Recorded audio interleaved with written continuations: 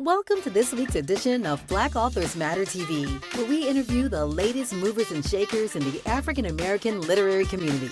You'll meet some old friends, discover new ones, and stay abreast of the latest book developments around the country and even the world. So sit back and relax for the next 2 hours with Black Authors Matter TV co-hosts Gwen Richardson and Dr. Rhonda Lawson.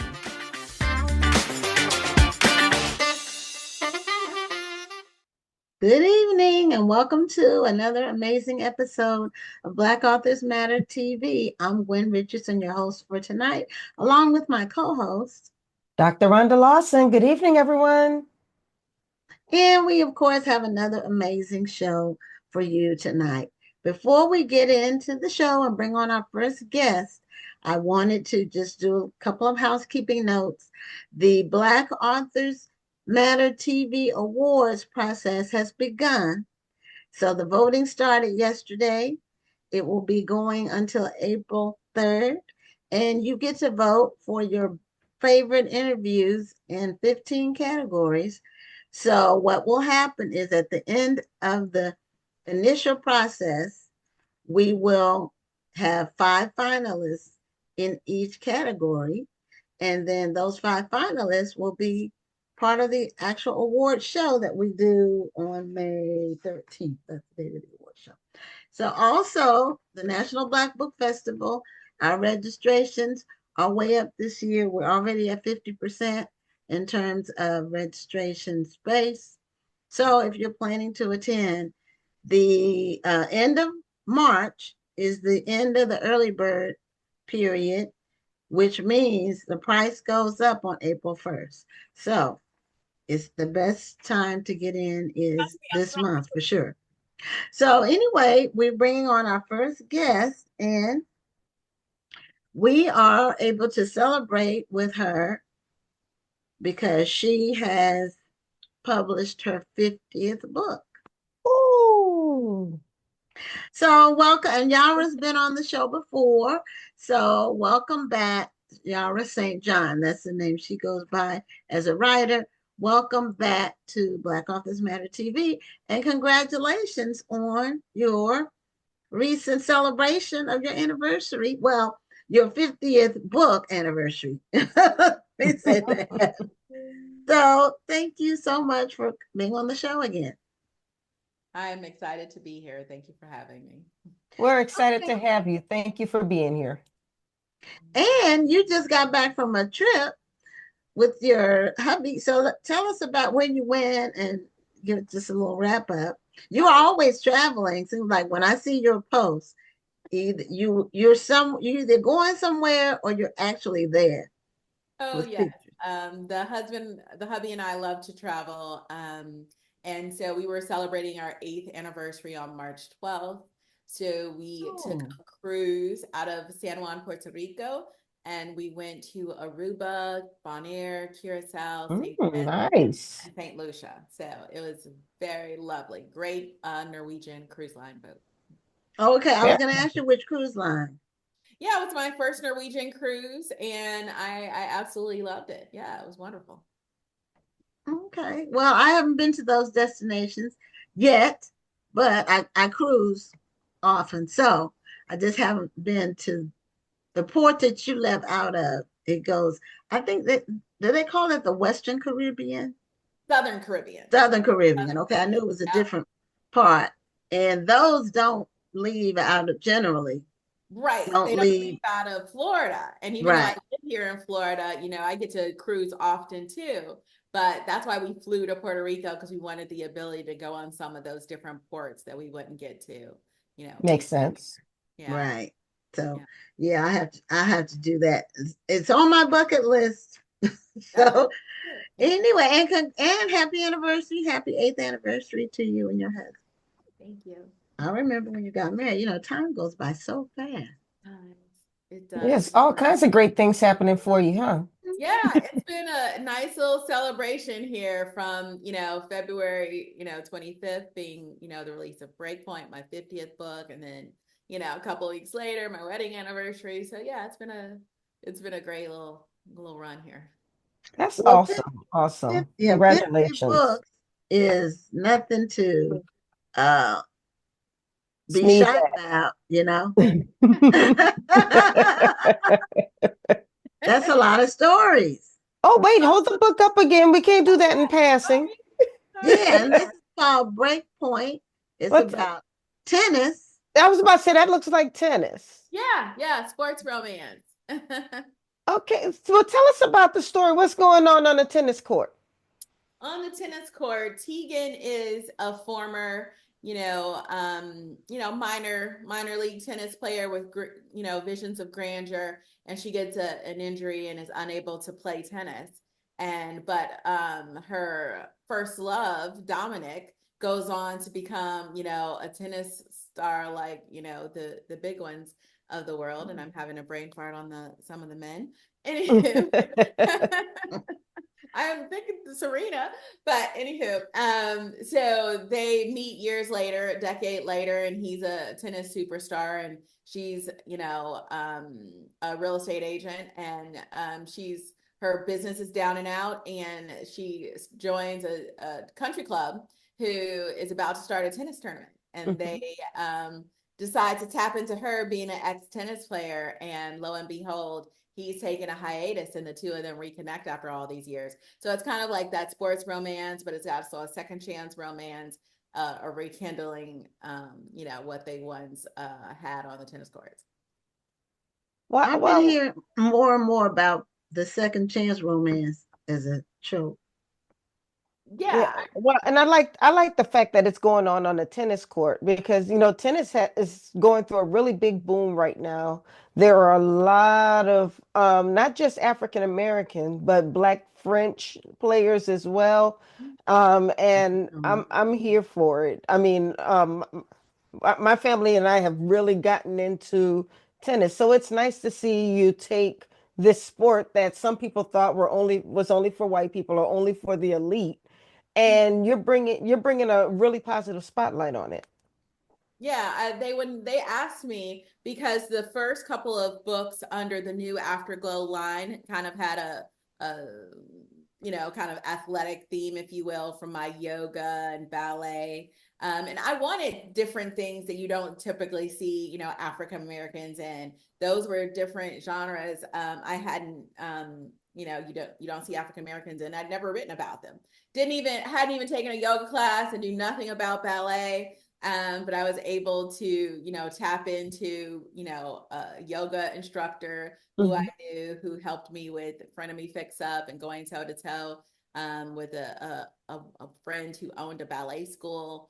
So, and then another friend of mine happened to play tennis. And right here in Lake Nona in Orlando, Florida, we have the national, what is it called? The USTA, where they Yes, all play here in like U.S. Tennis Association. thank you, the U.S. Tennis Association. And and so I was able to go there and talk to people and get some insight to really help me with the book. Well, I'm going to tell you now. I don't know if you've ever been to a tennis tournament. I've not been. You should go. It is, even if you don't, well, if you don't like tennis, you're going to like it when you go to the tennis tournament. But the whole event is a whole vibe. I live in the DC area, and we have the DC Open, also called the Mubadala Open. And that was my first time going to a live tennis tournament. And there are tennis matches going on multiple courts. So you kind of get to choose. You can either get a all access ticket where you can see the big matches, or you can just get like a day pass and then just pop in and watch a tennis tournament. But the music, the food, the drinks, and just to watch everybody cheering for their favorite tennis player, you've got to go. It's a In vibe. fact, come visit me. Come visit me in DC this summer, and I will take you to the Butler tournament. Oh, that sounds like a lot of fun. I like that. Yeah. I'm drawing up. I can't remember, where are Venus and Serena from? Are they from? Do They're y'all from remember? Compton. Oh, Yeah, Compton. That's right. I'm That's from right. So Cali. not definitely not DC. It's on the way on the other No, side of the country. Francis Tiafo, who's a black tennis player, he's from the DC area. Okay. Okay. Yeah. I watched the movie with Will Smith and everything too. Yeah. Yeah, Uh, Richard. King Richard. Yes. And he did a good job with that. He did. Yeah, it's unfortunate the circumstances. Yeah, that's why I said we're gonna say he did a good job in the movie. His acting in the movie was Yes. well Yes. done. Yeah, he's perfected the role, I think, of because he did the same thing in The Pursuit of Happiness. You know, the dad that's trying to make things work with their kid, but in Pursuit of Happiness, he was really going through some stuff. But that was based on a true story. Yeah. But anyway, so do you play tennis at all, Yahrah? Do you watch tennis or play tennis? Don't play a lick of tennis. My dad, rest in peace, he loved tennis. He would watch it. I would come down and he'd be watching it for hours and hours, just sitting. He had his man cave down in the basement. Yes. TV set up with his big, reclining, chair, and he would just go all in for hours watching the US Open, the French Open, just watching all of it. He just loved it. And so I'd been exposed to it, and I'd watched it with him a little bit, and he would try to explain it to me and everything. But I never got that love of it like he did. So yeah, it's funny that I would decide to write a book about it. Well, writing this book, you had to learn a little bit more about the sport. Do you think it's kind of sparked an interest? Do you want to watch it a little bit more now? Yeah, I do. I want to watch it a little bit more now, because now I think I understand it a little bit better and understand the back and forth and just what some of the, the terms and everything mean. So, and as you said, sometimes, I've never loved baseball, but when my dad used to take me to a live baseball game, like you said, the energy of the people, yes, the excitement, and having hot dog and peanuts. Going to a live baseball game is so fun. Fun. We're blessed to have two baseball teams near us, because we have the Washington Nationals, or you can go down the street to Baltimore and see the Baltimore Orioles. And I've been to both stadiums, and it's a relaxing. Don't go in the depth of summer though. Oh my goodness, the sun is right on you. Make sure you bring a hat. I'm from Chicago, so we had the two teams as well, the Cubs and the White Sox. Yes. So we could pick whichever, and so got to go to quite a few games, and yeah, you just love it when you go live. So I can definitely see how going to a live tennis match could be really exciting. It sounds fun. Yep. Yeah. You think you're gonna write some more tennis centered books now that you're starting to get an appreciation for it? That's a good question. I hadn't thought about writing another, Yeah, we need a part 2. Yeah, part 2. Yeah, if it's so well received, yeah. There might be a part 2. Who knows? Like that. Could make a reappearance. Now, is this the last book in the series? Because I know it is. Okay. It's kind of bittersweet, because I've been writing it for like 3 years. Oh. So it's almost like 2 books a year, just about. So to go from, and then I started them with the Desire line with different covers, so halfway in the middle of my series, the Desire line closes, but I felt for myself and for my readers that I wanted to finish the series. I don't like leaving things unfinished. Right. And there were stories that I still had to tell. I had still 3 other gems stories to tell. And I was proud that I got, I talked to Harlequin and they were with me, but they're like, hey, it's going to be 3 different covers and 3 new covers concepts. And but yeah, I was finally able to finish the whole series and see it to the end. So I'm really proud of that.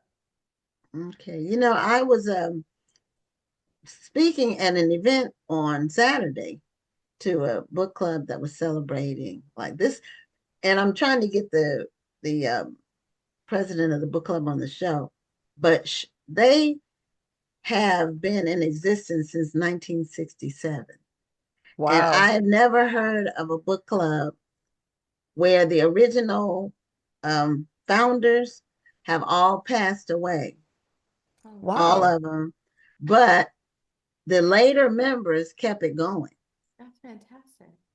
So, but they were asking questions from the audience, and they asked, it was me and another author, actually, Phyllis Dixon, who's been on the show, Rhonda. Mm-hmm. And you've interviewed her on when she came to the festival, I think. But she writes more women's fiction. But they asked us, was writer's block a real thing? And how do you overcome it? So uh, we said, yes, it is a real thing. And so with you having 50 books, what are some of the tools you use, strategies for overcoming writer's block? I'm actually going through my first ever writer's block as we speak.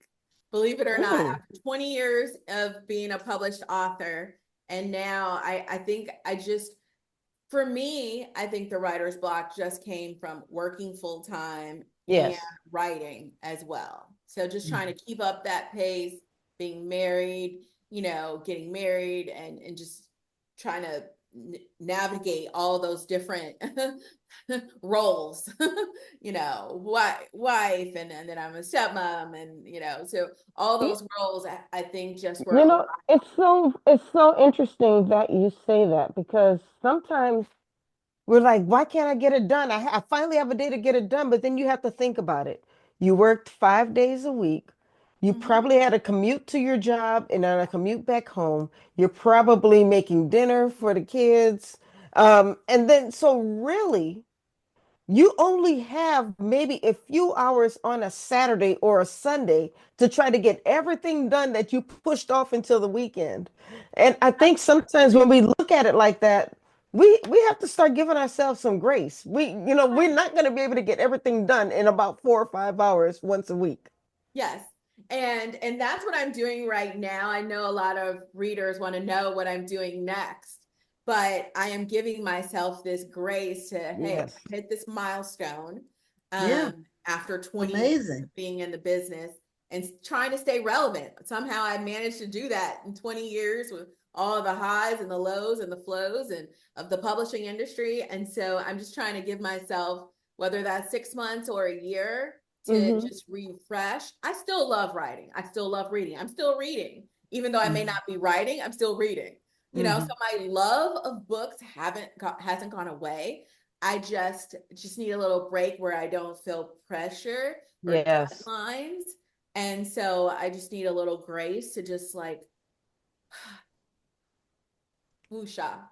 And so that's what I'm doing now. So I guess if I had any advice, I would, as Rhonda said, give ourselves grace, because I have been putting in 8 to 10 hour days on Saturdays and Sundays to finish the books that you see here. It wasn't easy to get here. I'm very proud of them. I love what I've been able to do. But, it took a little bit of a toll mentally and physically. And so I'm just taking a little break, and you're seeing me travel a little bit more the last year or so. And so that's bringing me a little bit of joy and spending some time with my husband and family. And so that's what I'm doing right now to help overcome that writer's block. Yeah, and all of these trips could be settings, That's true. That's true. It's research. It's research. A couple of ideas came up. I was sitting in Aruba, and my husband and I were having this sunset dinner on the beach, and I was like, this is a scene in one of my books. Yeah. Straight up scene in one of my I like saw it in my mind's eye. So I was like, I was taking pictures of the moment, trying to capture it. So if I ever wanted to like come back and try to, the touch, the taste, the sound of the moment. But yeah, I definitely think, it will help spark, because already I've put a couple of ideas. I put, I use my notes. I think I have like 500 notes, but I'll put notes of book ideas or things that I want to come back to. I even have the notes app on your phone, or do you write them down? I put it in my phone. Yeah. I put it in the notes on my phone, because I can do it, quick and easy. And it's easy for me to go back to at any given moment. So yeah. I don't know what it is, but I'm always thinking of things. But sometimes I get my best ideas while I'm sitting in church trying to listen to the sermon and sing along with the choir. And all of a sudden these ideas start popping in my head and I have to put them in my notes app and file them away for later because I'm Absolutely. not about to be scrolling and researching while I'm trying to praise the Lord. Sometimes I could be trying to fall asleep. I'll send myself a Yes. voice note, Oh, okay. and be like, hey, don't forget, this idea you had about XYZ. Those are my ways between using the voice notes and just, voice to text what the idea was in my head. That's how Hmm. I keep up with keeping the ideas. Yeah. Exactly. That's the way to do it. I love it. See, we are kindred spirits in this way. It sounds like it. Yes. Very similar. Very similar. Yeah. So when you first started, did you envision getting to 50? Absolutely not. When you first get started, I remember going to Romance Slam Jam and being so nervous to sit there across from Chandra Sparks Taylor at the time. She's an author now, but she was an editor at the time with BET Books. And I remember being so nervous and I just wanted to get that first book deal. So Yes. I don't think I ever thought I would get to this moment. Once I got to 10, I was like, oh, 10, yes. And then 25. And then there was a long time between 25 and 50.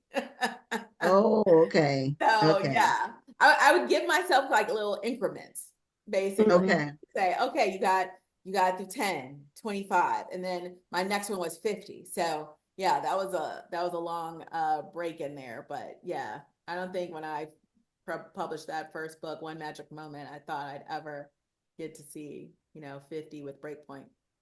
So it was called One Magic Moment. One Magic So Moment. have you self-published any books, or are they all I through the have. publisher? I've self-published probably about 13. My Oh, okay. last my Okay. last self-published series was called The Mitchell Brothers. It was Hmm. based, my husband is, a retired veteran of, after serving 21 years. Um, and so I came up with the idea and each of his brothers. So to add to that, each of his brothers served in a different branch. So my husband was Oh, Army, my brother-in-law was Marines, and my I other love brother was that. Navy. That's a So I story right there. that's a story. And so several okay. years ago, I decided to start writing, and I wanted to self-pub it and tell it the way I wanted to. I didn't want any, Mhm. interference. I knew exactly what I wanted to write. And so, yeah, I self-pubbed it. And so we had claimed by the hero. I'm getting Seducing the Seal and Guarding His Princess. Yes. Those are the three. So you can find both of the all three Mitchell Brothers series on Amazon. So So how do you choose what you want to self-publish and what you're going to traditionally publish? good question. With that particular series, I just knew I wanted a longer book. And at the time when I was writing back then, when I started that series, Harlequin was only doing like 55,000 words. And Okay. I knew those stories were going to be 75, 80,000 words. And Mhm. so I wasn't going to sell that to them knowing that I had a bigger book, in my heart to write. And so I decided to self-pub that one. Earlier on, I did another very long series of 7 books. People probably don't even, it's called the Heart series. I started out with the first 4 books. And then fans really liked it. So then I expanded it to some cousins and I did another little trilogy of 3 books to add on to that one. So, and that one was when, it was real, self-publishing was really hot. And, Right. money was like falling out of the trees. And I was like, oh yeah, I gotta, get with the time. So I did those, but my Mitchell Brothers series was my last few or for the last couple of years that I did self-pub. Okay. And Now I think, somebody I made a want to add one comment. more thing. I'll add one Oh, more thing to that. I'm go sorry. ahead. Is that I do think I might do a little bit more self-pub in the future just because I don't want any limits. limits. Yeah. Mhm. Yeah. So Yeah. I think there's just some stories in my head that I want to tell that I don't want any limits or restrictions on how I tell it. So I think I have a few more in me that are going to be self-pub. Okay. Well, that's why I self-publish. But someone had a statement, and I'm thinking maybe you can respond to it Sure. from your experience. She said she has four, Vanessa Roden is her name. She says, I have four unpublished books on my table. I don't know what I'm waiting for. So, someone who's written books and they haven't pulled the trigger on them yet for whatever reason, um, what advice can you lend as far as making the first step towards being published? Either, the traditional route or the self-publishing route, since you've done both.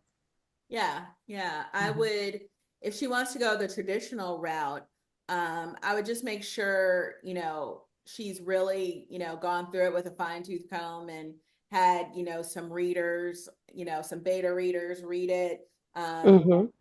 and get some feedback before, she submits and puts out that query letter. And it's been a while since I've had to do a query letter. That was like 2020. Stop bragging now. Stop bragging.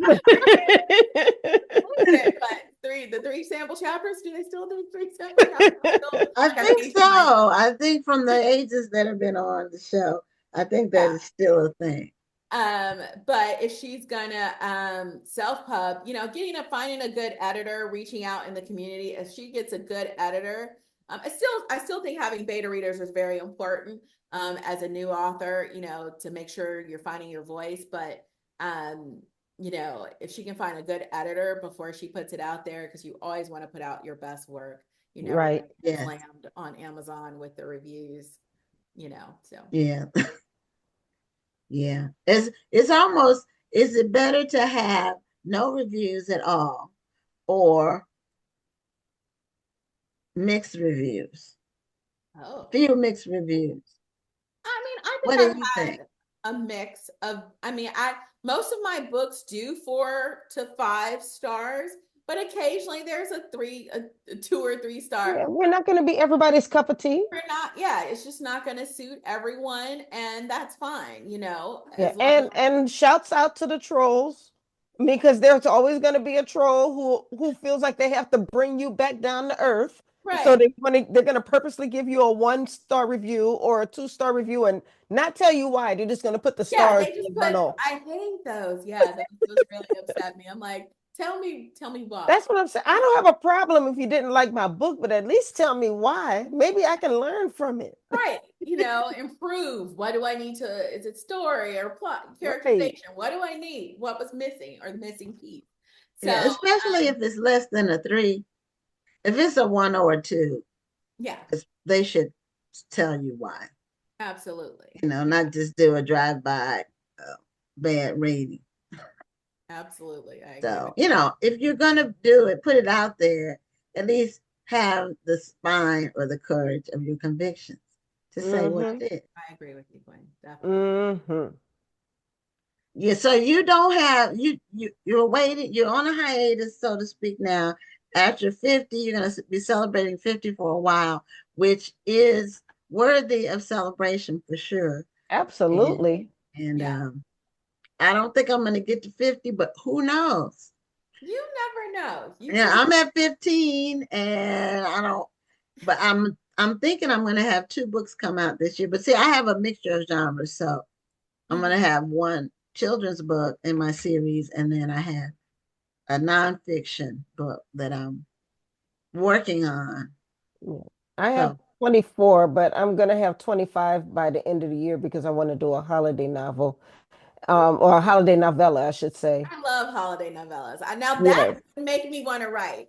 Maybe something okay, short and fun that I could just write something quick and dirty, Yes. 10,000 words and we're out. It's a So short that story. it would come very, very, that comes very easy to me because I would tell people I could write when I'm having a good day writing in my, little she study here, I can write 25 to 50 pages in a day.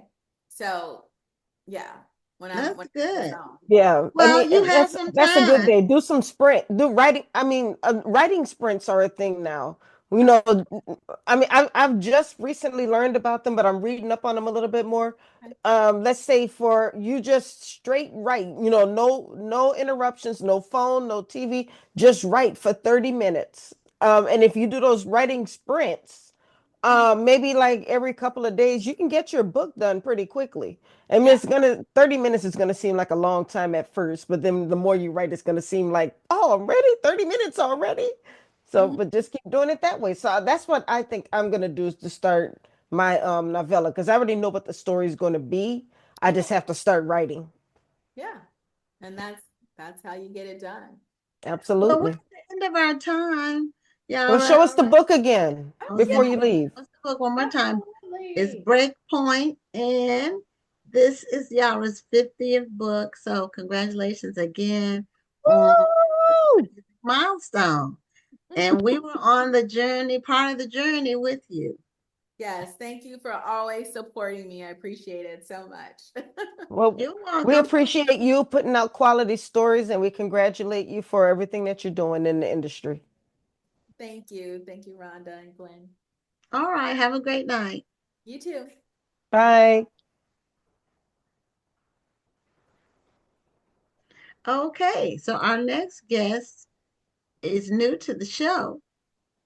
Um, he's never been on the show, but he was mentioned on the show because he was the winner of our Children's Book Awards in 2023. He was the overall grand um, winner for the whole thing. Yes. And his book, A is for Affrilacia, I think I pronounced it correctly, got a perfect score from our judging He said, no, panel. you didn't say it I right, didn't. Glenn. Okay, well, he'll correct me. Whatever I said wrong, he'll fix it. So, anyway, welcome to, no, it's Appalachia, like Appalachia. Appalachia? But anyway, welcome Frank X. Walker to Black Authors Matter TV. Frank, can you please say it correctly? Affrilacia. Okay, Appalachia.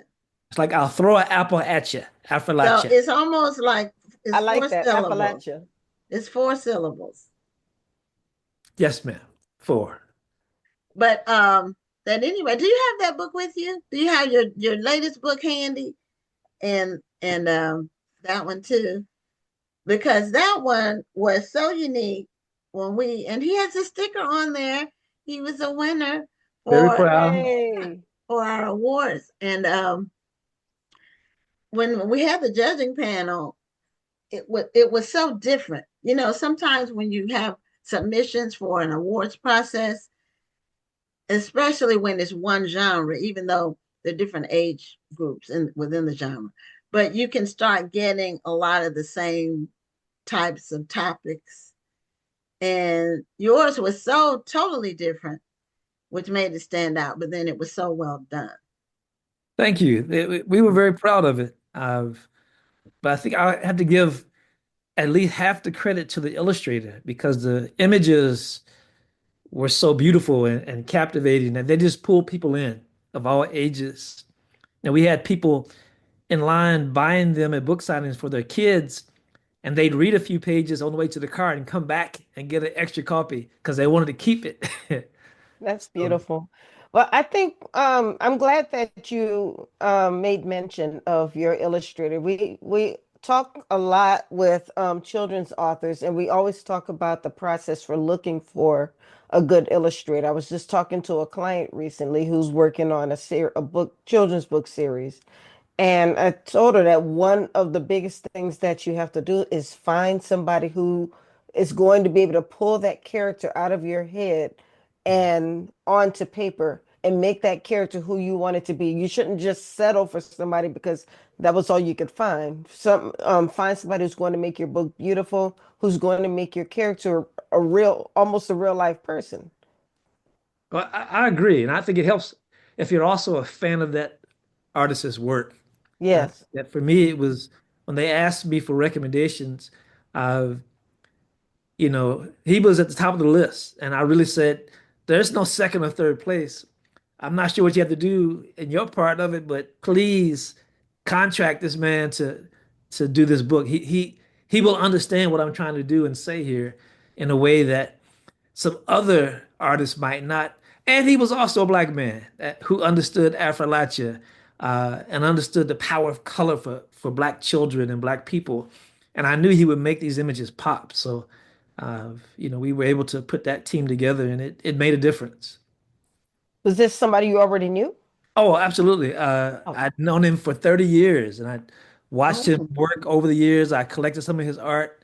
And we had talked about, one day working together on a book project. And, uh, this was my 14th book. But it was the first time I felt like this was the perfect match for him. Uh, nice. I needed his art on the cover because he would get it in a way that nobody else would.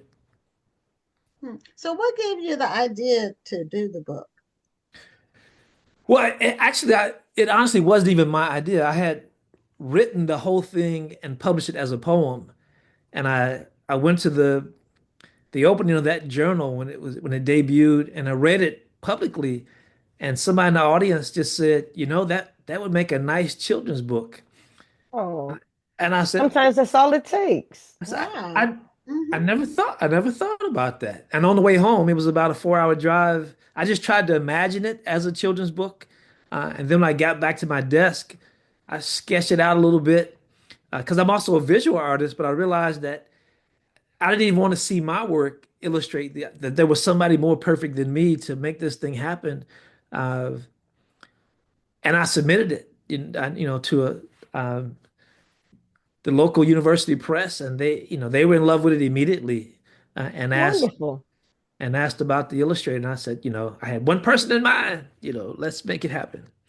Um, Well, you hit the jackpot on the first go round. I did, that's rare, but I hope I didn't use up all my luck. But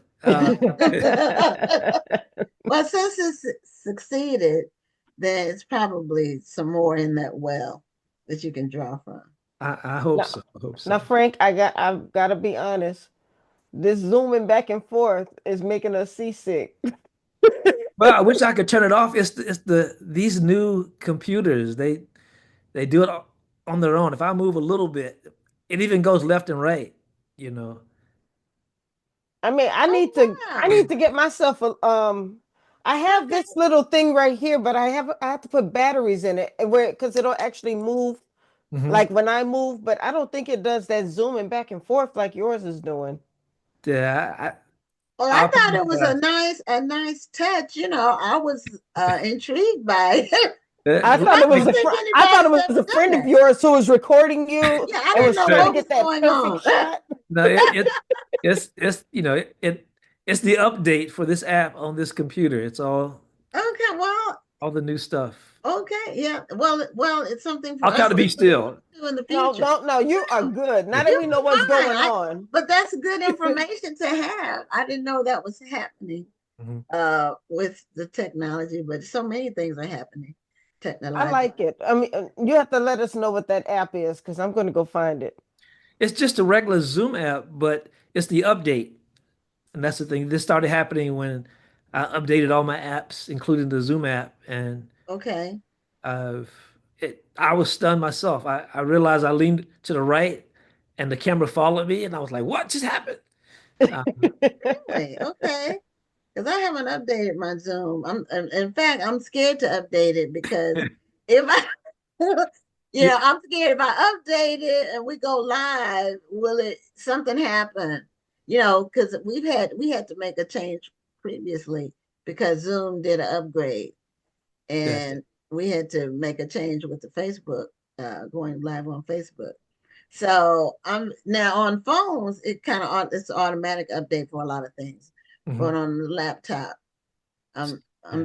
I'm nervous I about understand. changes I'm of. afraid of technology myself, so I'm always I feel like, if you add one tech piece past a microphone, I'm in trouble. Uh, Yeah, I don't have a problem with technology. I just don't like a learning curve if I have to use like for this, the learning curve, I would have to do it offline. I couldn't wait to the show and see. I still wouldn't know if the live was going to work or not until I go live. That's a problem. So, but I still try to stay as on top of it as much as I can because I don't. If you get too far behind, you're really behind. It's like it's like learning math. If you miss the basics or the two steps in the middle, you can't go to the next yeah, one. it's lost. It's lost. Well, I always So, try to. I mean, I have two computers set up in case one didn't work, or the battery ran out, or the plug, or power went out in the area. All thunderstorm, all those have happened to me before. So I just, try to increase the odds as much as possible. Ain't yeah, nothing wrong with that. no, Well, that's not. let's jump back Mhm, to your books. How many books mhm. do you have right now?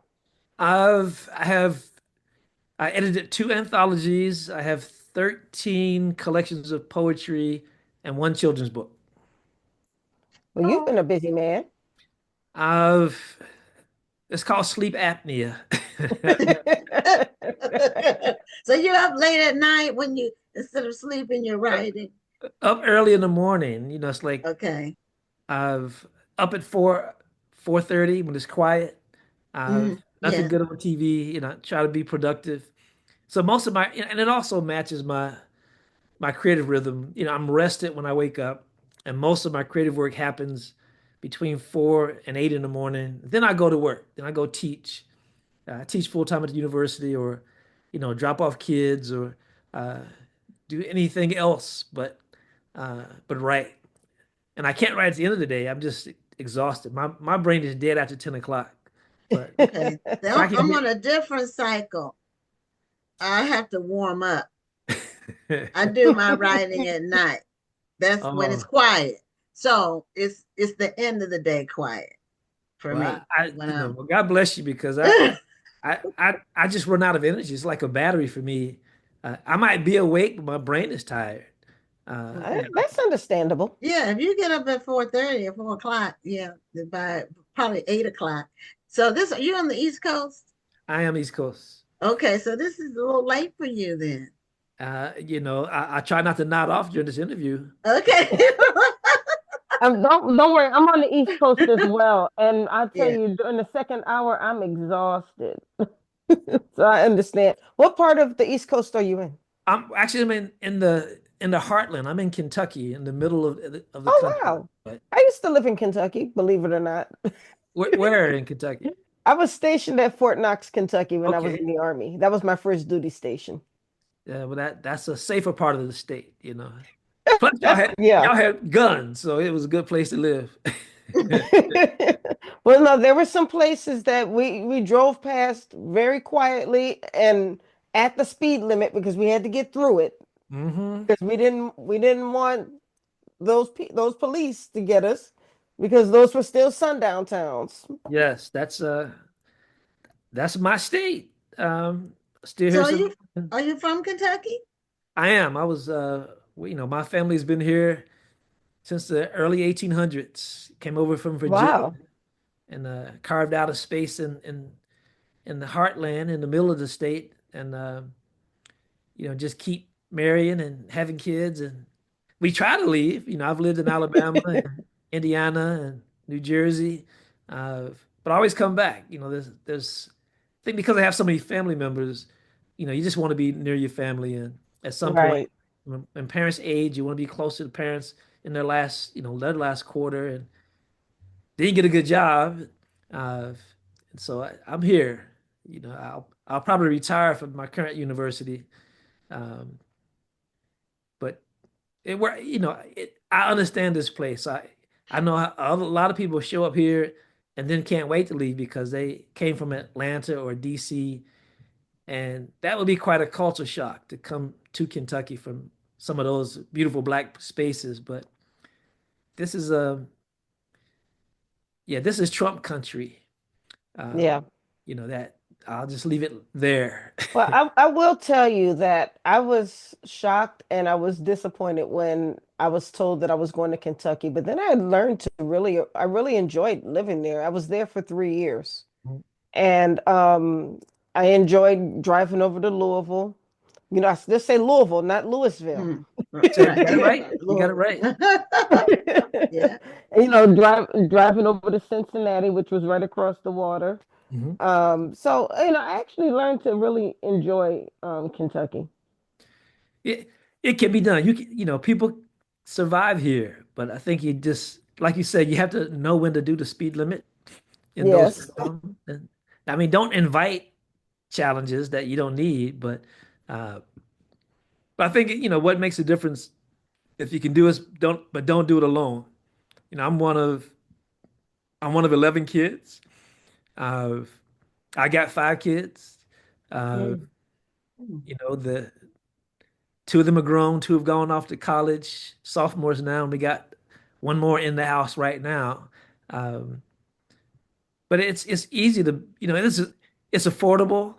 I think it's a great place to raise kids. If you're doing the raising, and if Mhm. you're supplementing their education, if you're putting books in their hands, and if you're in control of their social time and cultural space, you can survive anywhere. But I think if you just drop a kid in the middle of nowhere with no support, uh, no matter where they're at, they're not going to make it. I Yes. think Yes. family is the difference. The Yes. village is Absolutely. the difference. The village. I think I went to Louisville once, I think, at a conference, and I ended up staying in Indiana.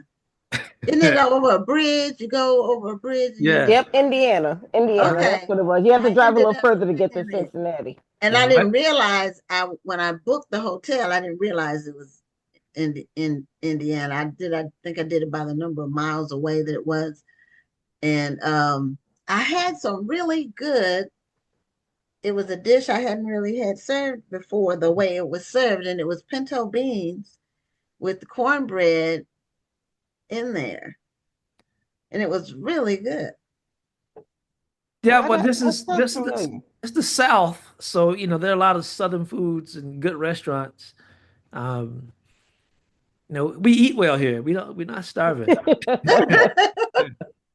Yeah, I'm from the South. I just hadn't eaten at a restaurant that served it like that, Mhm. you know. And it wasn't even a soul food restaurant. It was at a hotel. It was a hotel Okay. restaurant. I don't remember which one it was. But anyway, let me get back to your newest book because you got nominated for an Image Award, an NACP Image Award for Load in Nine Times. And you have a book right there handy. And congratulations on the nomination. Well, So thank you, thank you. We didn't win this time, but But that's okay. It's an honor to be nominated, right? it's definitely an honor to be nominated. Every time anybody mentions the book anywhere, so it's we're not complaining.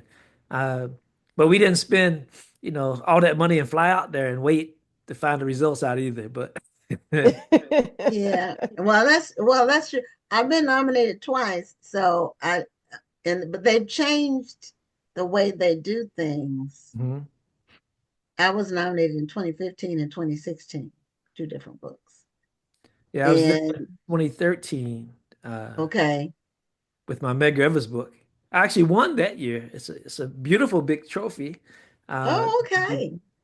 um, Did they still do the literary stuff? Like they did it on a Thursday when I they was it's been moved all the way back to changed it. Tuesday, and it's not even Oh, okay. it's not Did even they it's at least did virtual. they at least say your name at the show? No. No, they don't the literature people, they If- get the award, but it's not included with the main thing. Yeah, right. one of these days I'm gonna submit. I've never submitted for it, but I'm gonna do it one day. Well, you do it and go to the thing that I think that what surprised me 10 years ago was that uh, I think that the ticket to go to the thing was like $750. Uh, and now they're twice that, you know. Oh, so they Mm. were 500 when I went both times, but we didn't have to buy the ticket. Okay, well, see, We see, got comp ticket. You didn't get no, I didn't get comp tickets. they comps two for each nominee. See, See, well, Gwen batted her eyes at the people. That's what had happened. No, see, no, they just had a different rule. And see now, and I was self-published. Now to get nominated as a self-published author is a lot harder. It's mm, not impossible, but it's a lot harder they because I keep think the changing the big rules. publishers, they figured out this is the route for Black books to submit their Mm. books, and so they crowd out the self-published authors. Right. Well, tell us about what is it? Load Yeah, nine load in times? 9 times. Yeah, Loaded Nine Times is I say it's a book about black families in Kentucky before, during, and after the Civil War. And it's a collection of historical poetry, mostly persona poems. So you get to hear from the participants. You hear from enslaved people, slave masters. Abraham Lincoln speaks, Margaret Garner, uh, and mostly soldiers. And the thing about this particular book is set at a refugee camp. A lot of people know about uh, a lot of the places where the Civil War was fought, but there were almost a dozen places in the country where the fort also was a refugee camp, and that meant that you could bring your whole family with you. So in Kentucky, uh, 23,702 African American soldiers had signed up, and almost 15,000 of them brought their families to the Wow. refugee camp. So it was a whole city, and they built a hospital, they had schools, the kids could go to school, they had a church, all the things. I mean, it was the first free space in Kentucky right there at that camp because of their families, because of freedom, and they had guns; they could protect themselves, and they had the numbers. Um, Yeah, sounds like it. so it was a part of history that they don't teach us, of course. Most of this I Right. found out through research. And what drew me to this particular story is that of my third great great grandfather on my father's side and my mother's side were both stationed at Camp Nelson. So I had family there who probably Oh, didn't know each other, but they produced kids who eventually met each other, who produced me. Um, and so I have, these strong ties to a place that I've probably driven past 1,000 times in my life, but had no And idea didn't realize it.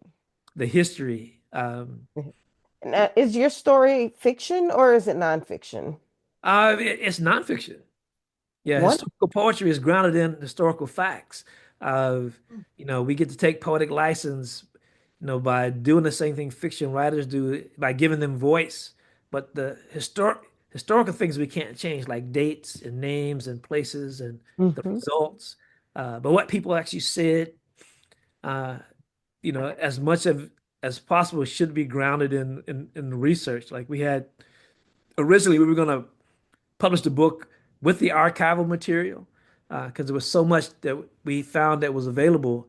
They've digitized most of the United States Colored Troops archives in Kentucky, so I was able to just plug in a name and get a file of that was 99 pages long that was full of affidavits, registration forms, details Wow. about wow. uh, my ancestors' health, when he was discharged, where he was sent to, how long he was there, uh, the 10-year odyssey his wife had trying to collect his pension after he passed away. Uh, she had to prove that first that they were married. She had to prove that they had kids. She had to prove that he was in the army and that he died. And she could only do that via affidavit. And these affidavits were these long forms that required Right. two witnesses, uh, Mm. especially if you were illiterate. So she couldn't even sign her own name. And so, I have all these documents that have her just marking an X as her name. and then the two witnesses verified who she was. Uh, but it took her 10 years to prove that she was who she said she was, just for that $14 a month pension that he had earned that passed on to her. But the service That's record, persistence on her part. well, Yeah. that stubbornness is still in the family. I love, I think a lot of people don't realize how much um, African American history is in Kentucky. Mhm. Um, one of my biggest, one of my greatest memories and my biggest regrets was I found out that while I was stationed at Fort Knox, there's an airfield there, Godman Army Airfield.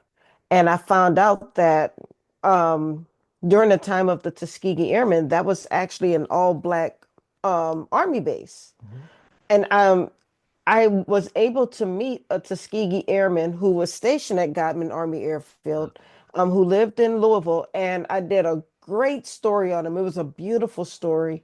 And my regret is that I cannot find that article anywhere.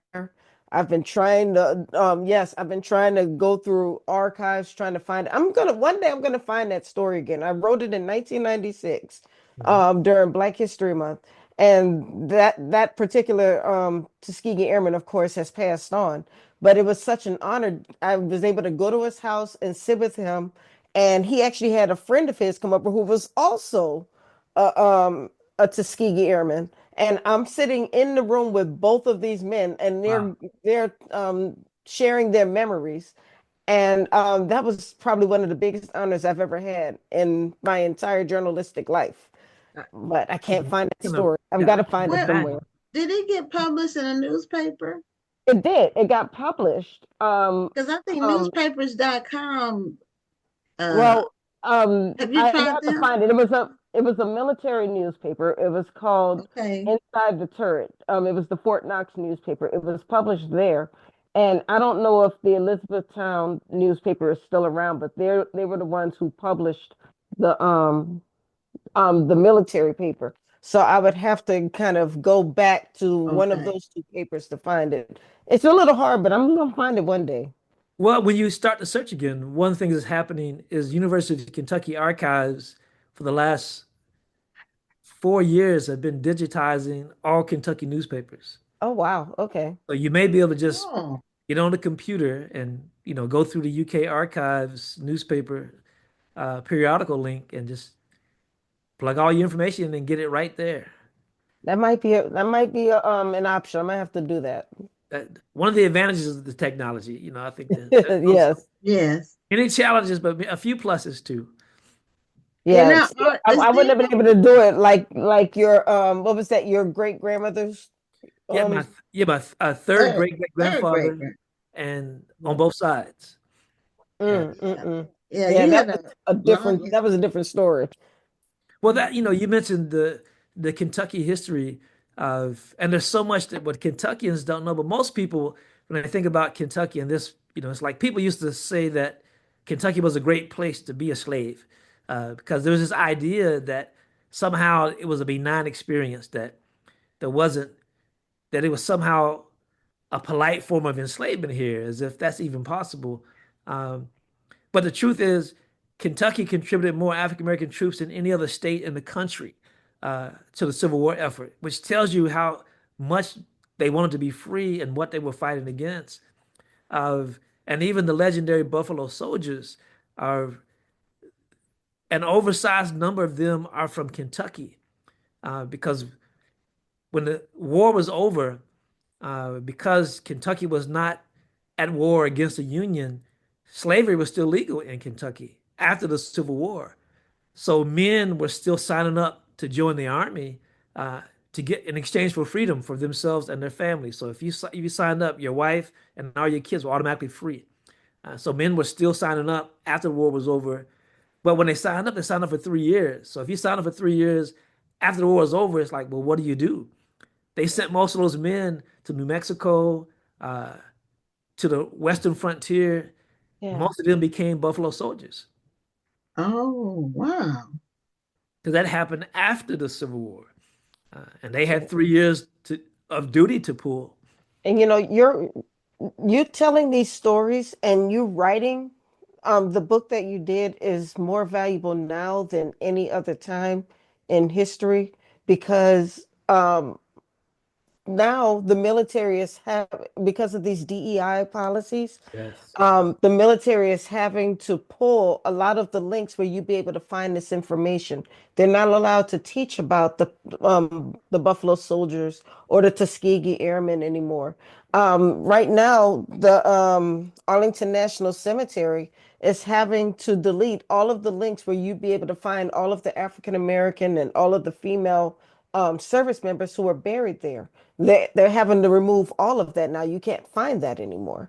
So this is why books like yours are so important, and I hope that you continue to write about the history of Black soldiers and Black history in Kentucky. Yeah, thank you. And I agree. I just found out recently that uh,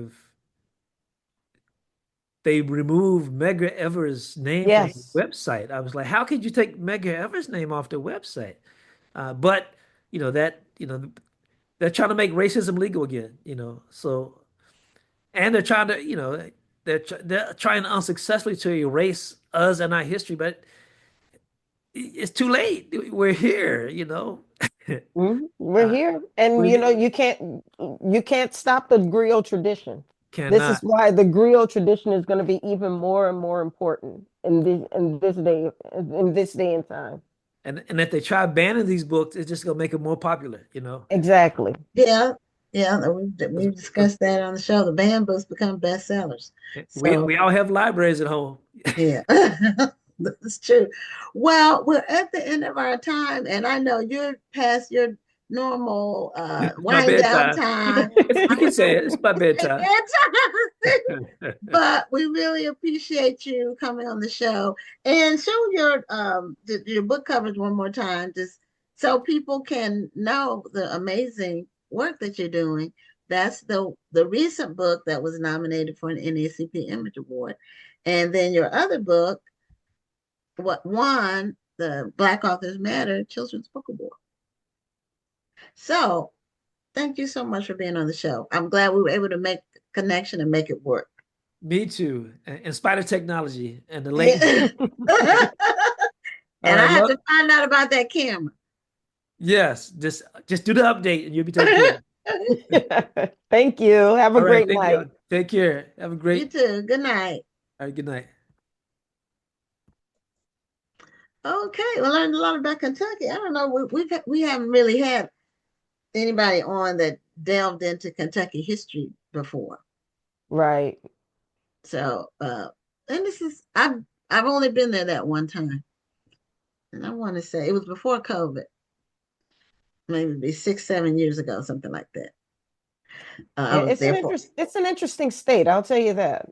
I was there for a conference, actually about my scholarship book. I was there with it was a counselors. It was a counselors conference, but we are welcoming our next guest, and she is with BK Royston Publishing, which is one of the publishing partners for the show. And her name is Christian Butler, but she also writes under uh, the pseudonym CB Renee. So, welcome. And I don't know, you have CB on the screen, so I guess we'll call you CB. But welcome to Black Authors Matter TV. Hi. Can you hear me? Hello. We hear Yes. you very All well. right. Thank you And guys for having me. I see you with your Yes, listen, because BET t-shirt. we root for everything black around here, honey. I'm in the right place. So I said, let me show up correct. I love it. I love it. Thank you, ladies, for having me. I'm so honored to be here, honestly. And we're so honored to have you. Thank you for joining us tonight. Thank you. Where are you in the world? I am in Tampa, Florida, but I'm originally from Louisville, Kentucky. Always repping the 502, no matter Oh, where I it's a am. Kentucky night. Right, we just our Period. previous Period. guest was in Kentucky, and we Okay. were talking Okay. about Louisville, and he's been there for like 10 generations or something like that. His family Yes. has Okay. been in Yeah. Have Kentucky. you all been to Kentucky before? I've Yeah, I been was once, but stationed. I Rhonda, was stationed there for 3 years when I was in the Army. I was at Fort Knox, Kentucky. Oh, okay, yeah. So you right outside of Louisville. Right, yeah, right. Okay. yeah, yeah. So, you are now. Do you write fiction exclusively, or is this? So Do you just have the one book, or do you have other books? this is the first book that I have like under my own pen, if I should say that. But I do have two other projects that I did with in collaboration with organizations that I was working for. So those books are not necessarily like my book. One is like a financial literacy book called the Ujama Workbook that I had with a community organization that I was working for, and then another one is like a collection of stories from the historic Russell neighborhood in Louisville. But my future projects that I do have after this book are more along the lines of fiction, and then I'll be getting into some children's books and tapping into some other lanes too. But for right now, I'm just into the nonfiction and fiction era. What do Okay. you like to write about with your fiction books?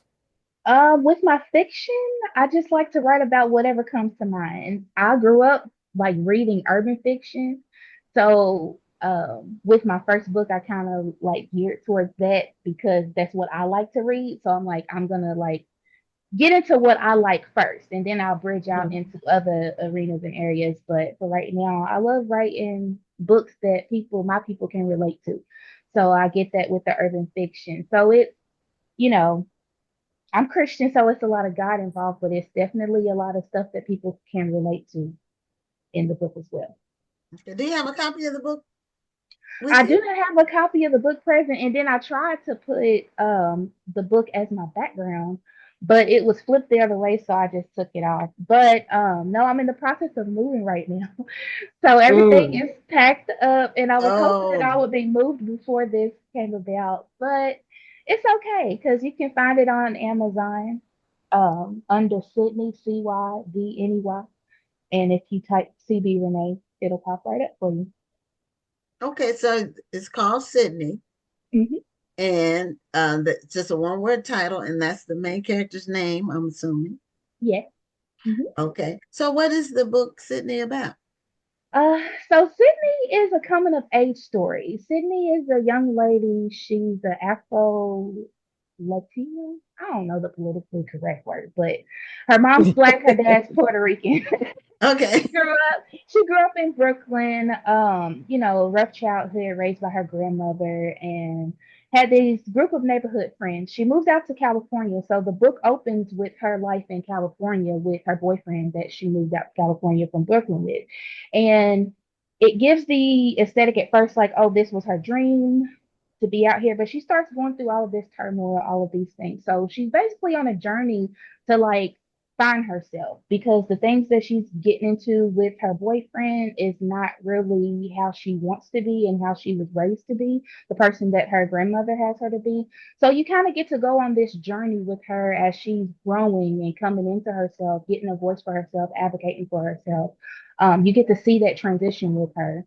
And there's plans for future, installments of the book. So as I put out different things, you'll actually get to see her growth within the stories. But this one is one that's going to take you on a roller coaster ride. It's got some unaliveness. I don't know if I could say murder on this platform, but it's got that in there. Hey, It's got some drugs. It's got sex. It's got a You little mean church murder? here You didn't think you sprinkled just in said there. murder? I don't think that murder is a four-letter word, Well, but sometimes they be trying to flag, so I would never want to do that to your platform. But anyways, that's what's oh, going on in Sydney. It's basically just that coming of age story of her getting out of that rough relationship, running into an old friend who helps her through that stage, and then every time you think that she's kind of like got it together, then something else happens. So definitely a story that's going to keep you on your toes. Definitely something that puts you in a like, oh, I want to see this on the big screen type of vibe. hey, what's the name of the book again? The book is called Sydney, and it's spelled with a C because of Okay. my name being spelled with a C, and it's CY because my mom's name is CY. I like to do stuff that like makes personal sense to me in my life. So And nothing yeah. wrong with that. No, it's no, it's because nice to give homage to your family that way. Mhm. that's where my pen name actually came from. Me and my mom share the same initials. So CB is our initials, and then we both have Renee as our middle name. So, Okay. Oh, okay. That's how they came about. Well, people come up with titles and characters and settings mhm. for all kinds of different reasons. Um, I named in my children's book series, it's a girl and two boys, and I named the girl Daisy after my mom. Mhm. So, I you love know, it. yeah. So a lot of times there's a connection. Sometimes it's just random, you know, Yeah. or whatever comes to you when you're writing. Mhm. Exactly. Exactly. So how So would you describe your characters? I mean, what are their personalities? Um, So Sydney's an around the way girl. Like if while you're reading the book, you're gonna see that like she's in this group, her group of friends. She's the only girl in the group. So she grows up, kind of like rough around the edges a little bit, but she still Hmm. had that feminine side because like her grandmother raised her. And so she's around a group of friends. One is a guy who's from Jamaica. Another is another black boy who grew up in the neighborhood. And so she's coming from this like quote unquote projects of Brooklyn and she moved out to California with these bougie people because like the boyfriend that she's with, he's from Brooklyn as well, but he comes from more of a richer family and a richer background. He is black, but they grew up in different like tax brackets in different tax brackets. Right, So right. when she moved out to California, story opens up with her trying to navigate life through these people who she can't really relate to. So she's trying to be, that. And so she's surrounded by, various people. Like she runs into people from the hood, she runs into business owners and stuff like that. So it's just a cesspool of different personalities when I write. A cesspool. Okay, now. Yeah, because you never know what might pop up. Like I said, it's just, you really don't you might think that the book is this, but then there's a scripture popping up. Like it's Hmm. just I like to keep people on their toes. now that you said the setting is Brooklyn and then California. So did you live in those places or did you I did just not. decide you were going to use those as a setting? I've lived my life vicariously through people who grew up in Brooklyn because I always wanted to be from Brooklyn. Growing up, Brooklyn was my favorite movie, and so like I thought I was Troy. I wanted to live in Brooklyn. I wanted to have the brownstone. Now that I've gotten older, I've been able to appreciate like my country upbringing in Kentucky. But like when I did Sydney, no, that was just something that made it personal to me. Even though this was a completely made up story, that was something that made it personal to me. Have her being from Brooklyn, and then I've always wanted to go to California, and so then I made that setting be a part of there. And then when I was actually writing the book, I like to research and I like to research random things. So I actually got on Google. And so the places that you're seeing like being mentioned in this book, people who read the book from those places are going to be like, oh, okay. Because I actually went on Google Maps and was able to see like what was surrounded in the area. So just to make it as real as possible. So even Yeah. though I've never been to those places, you're not going to be able to tell when you read the book. Well, there's a value in doing that because when I read a book, I'm from New Orleans, and Hmm. if I read a book and it is obvious that the author has never been there and all they're doing is using a bunch of stereotypes and all of the tourist places, you know, Hmm. we're not going to Cafe Du Monde for breakfast. We're just Exactly. not, you know. Exactly. And is that where So you're gonna get the good beignets? Period, though. Like, no, well, no, I don't mind going to Cafe Du Monde for some beignets, but I have to be in the mood for that. I'm yeah, not making a special trip. If I yeah, happen to already be in the French Quarter, and newsflash, people from New Orleans don't even like going to the French Quarter like that right. because there's nothing but tourists there. But Hmm. if we go, yeah, we might stand in line and get some if we have some friends visiting, but we're not going there for breakfast. Hmm. What Yeah. else are we not doing? We're not in the French Quarter eating at a sidewalk cafe. We're not Hmm. doing that. Right. Right. Yeah, and I I didn't can want tell that. when the author Like, has not been there. yeah, now I have not been to California. I've been to New York a few times. I haven't been to California before, but I did my due diligence because I'm like that too. I love to read, Exactly. and you can tell when it's inauthentic. You can tell when the language that they're even using is not like, so Oh, even like the yeah. slang that I put into the book, like I just did my research. I did my due diligence because I wanted to produce something that people could relate to. And like I said, eventually it was a big screen. So it needs to already have those vibes. So to be able to catch people, to be able to be awaiting to a tale or whatever. So Mm-hmm. yeah, I definitely made sure that I did my research when it came to No, that. I love that and I appreciate it. Thank you. Now, I didn't get to go to that cafe place you're talking about, Rhonda, when I was in New Orleans.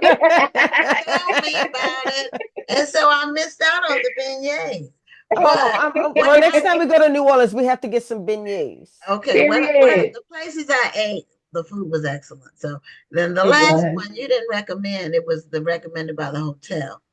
And I can't even remember the name. It was a French name, and that probably doesn't help because it's probably a whole bunch of places with names. Yeah.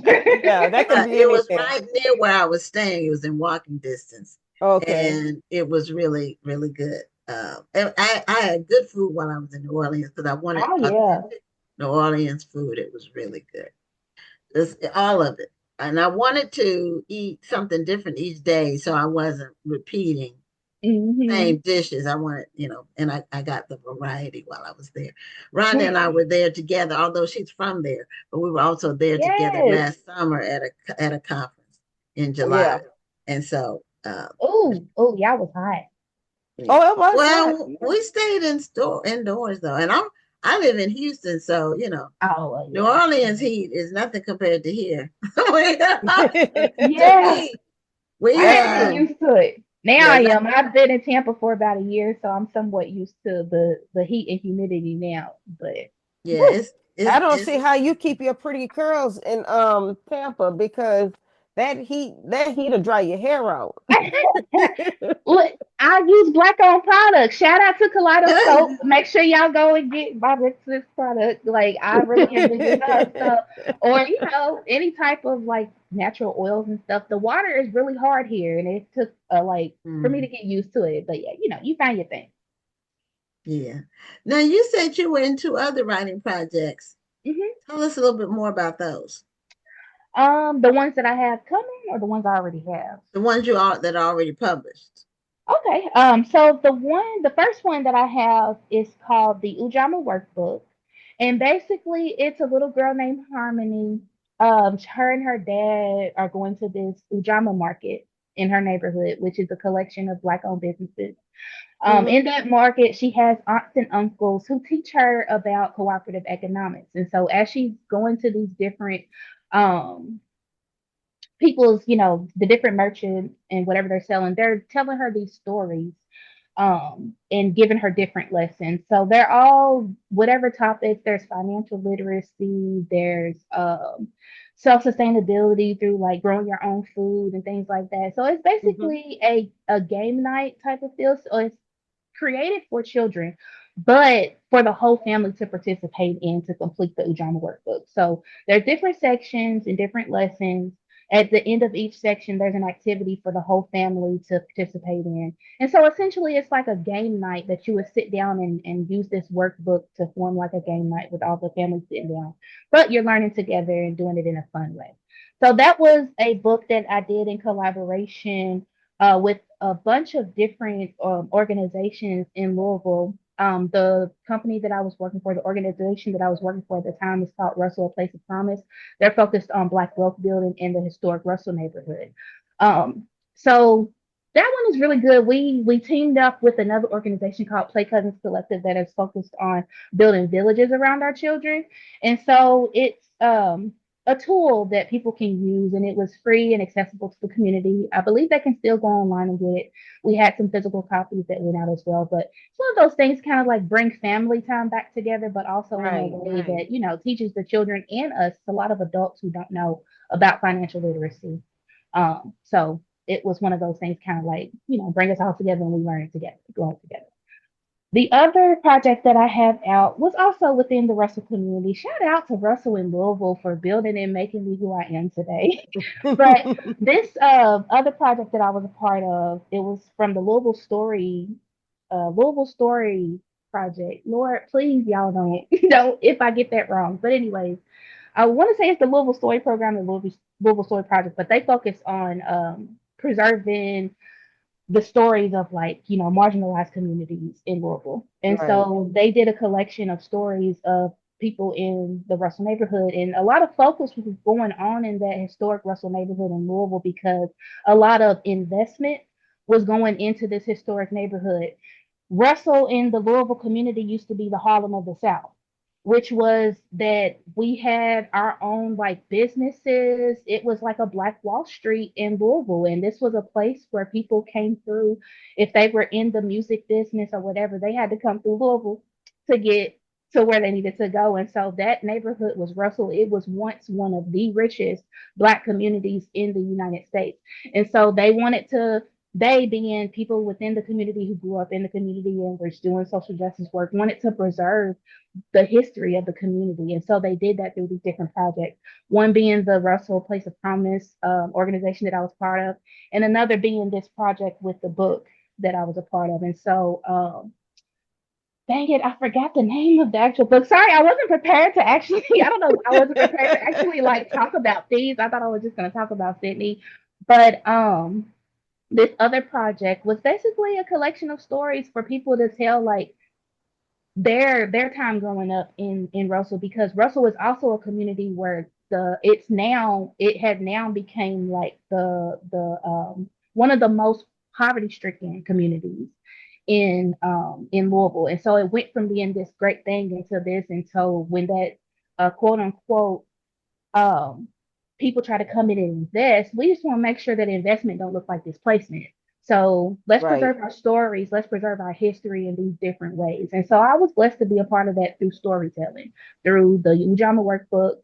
And on my If You Write a Letter, Send It Here is the name of the book. Thank you, Laura, for bringing that. If you write me a letter, send it here. That's the name of the collection of stories from the historic Russell neighborhood. And so that was a mouthful, but I'm very passionate about community work as well. And so I use I my can voice. tell. I Yeah, can tell. I love to use my voice. I wasn't always like that. Like when I was younger, you had to really know me to get this part of me. Yeah, I used to, be very timid, very like suppressed. And so now I got my voice, I'm gonna use it in whatever way. But now I mean, I love the fact that you use your voice, but what was it that got you so passionate about financial readiness and teaching it to children? Honestly, it was I was being paid for my passion, let me say that. Because I can sit here and say, oh, I really wanted to do it, but it was a part of my job at the time. Like we were supposed to be doing a actual game night as, a part of getting the community to come out and have these Hmm. events where we was actually going to teach them about financial literacy in that setting. And then the Play Cousins Collective was going to come out and provide childcare in that setting, while that was going on. And the way that they do their business is that when they are showing up and providing childcare in spaces like community meetings where people usually wouldn't have childcare, then they would create a curriculum for the children around whatever it is that they would be talking about in that meeting. And so COVID happened around this time. And we weren't able to be in person. And so we had to be quick on our feet. How can we still get this initiative out there in a creative way? And so then that's when the Ujama workbook came about. Like, hey, everybody's sitting at home, everybody's doing things together, so let's put it in a book form. All the stuff that we wanted to do in person, let's just put Makes it in sense. book form. Yes. Yeah. And so it was presented to myself and a representative from Play Cousins, and she and I worked together to make it happen and got other people within the community to come together. So the stories that you're hearing from the aunts and uncles in that book are actually Black business owners in the local community.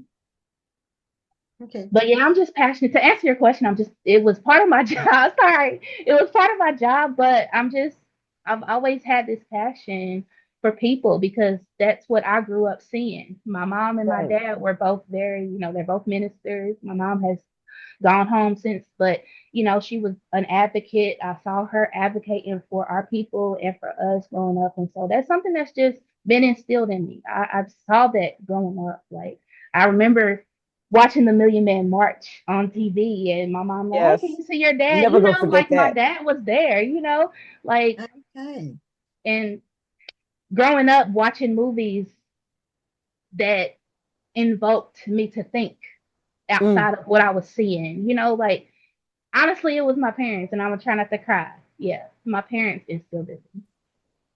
Yeah, well, it's good that you were able to have that as part of your upbringing, Yeah, because I not agree. everybody does, and yeah, so it's beneficial yeah. to Being in have community that. made me see that though. Yeah, See, like, community is yeah. important, very important. Now, how did you get connected with BK Royston Publishing to get Woo! your novel out there, Sydney? I honestly, I don't remember how I met Miss Royston. Like, I just be in the mix. Honestly, I've used social media. I've used social media to build my village. Like, even me getting the job at Russell Place of Promise, I started off at Play Cousins Collective, and then when this initiative started, people from Play Cousins went over there. So it was a being around people who know people. Is how I got connected to her, and I feel like it came from that space. Like, a lot of the connections that I have now came from like my connection with Play Cousins, and because that was my first like quote unquote like job into the community and social justice work, or going from just sitting at home to actually getting my feet wet doing stuff. And Right. after I got connected with that organization, it came. So I don't remember if I met her on social media, what happened, but I know like when it came time for me to want to get the book, I think somebody referred her to me, and I had been following her on social media, and so then we got connected. But the book Sydney actually started out as a Facebook story challenge, so it was building, and I turned it into a book, and so yeah, that's Hmm. how I got connected with her. Ain't no telling. How is that Facebook story challenge thing? And what? So, oh my God, this was in like 2016. People were doing it was hashtag Facebook Story Challenge. You should go check it out, actually. I took all my stuff down because it was good. People was tuning in. They was ready. Yes, so I was posting it one post at a time. And then I was posting, and then it Okay. went to like one post a day. And so my brother was like, all right, you're going to turn it into a book. Hurry up and snatch it down because I'm an influencer. I influence a lot of people. I could say they steal from me. Well, it is what it is. Now I'm influenced. It is what it is. So I didn't want that particular part of me to be replicated. And so I took that story down, changed it up a little bit, and created this. But yeah, Okay, started I off didn't as know a about the Facebook Facebook story challenge. story challenge. Did you know about that, Yeah, Rhonda? No, but I'm going to look into it because it sounds quite intriguing. Is a you should. hashtag It was some Facebook? interesting stories that happened. And I Okay. actually was following another girl. She was writing a story. And I'm like, oh, okay, cool. I've been writing for a while. I can do this. So I just started, putting my little stuff out there, and people started getting interested. And so I ended up, Sydney was a 12-part Facebook stories. And I took those 12 parts and turned it into the 12 chapters, which is now Sydney the novel. Okay. It's And, kind and of when like Rhonda, what they did back before social media with the the meetup rooms or whatever online, the chat hmm rooms or the Mm-hmm. you know not blogs as hmm much, but places where like-minded people would get together right. and exchange ideas. Yeah. That Well, they that were was just, before social media. it wasn't really necessarily an exchange of ideas. It was literally people creating stories on Facebook in the form of their posts. And so it I don't know how many other people turned their stories into books. I hope a lot of them. The one that made me start writing Sydney, her story was good. I'm talking about these people were creating characters, scenarios, like it was literally like a soap opera on social media. So yeah, it was Facebook short story challenge. Look it up. It was circa 2016, 17ish. Okay. Yeah, but it does sound like what happened before social media. Well, online. I'm gonna need you to just go ahead and put a link in the chat so I So can we can paste it easily into look the it up. Facebook chat. Hmm. Okay. So we can I'll have to easily do look it it up. once my segment is over. Then I'll hop on because if Well, I that hop in, time is now. That's why okay. It is 9:30. It is 9:30. yeah, that time is now. So, thank you so much for being a Thank guest on Black Authors you. Matter TV. Thank And you. check out her name is CB. It's on the screen. Renee. She Hmm. writes under CB Renee. And the Hmm. title of the book is Sydney with a C, CYDNEY, right? Yes, ma'am. You can Okay. find it on Amazon. Okay. Well, thank you so much for being a guest on the show. Thank you. Bye, ladies. I'll see y'all next Thank time. you. All right. Good night. Okay, well, we have our final guest before we bring her on. I do want to remind people about voting in the Black Authors Matter TV Awards process. Vote for your favorite interviews. If you can go to our Facebook page, there's a post that says vote here. It has a link to voting. So just if you don't see it at the top, just scroll down a little bit and you'll see it. It has our logo, the logo that you see on the screen. It has that on there. So we're bringing on our final guest, and she's a historical fiction writer, and she actually um, was part of a group of historical fiction writers that did an online program, and we've had all the authors on except the final one will be on April 1st.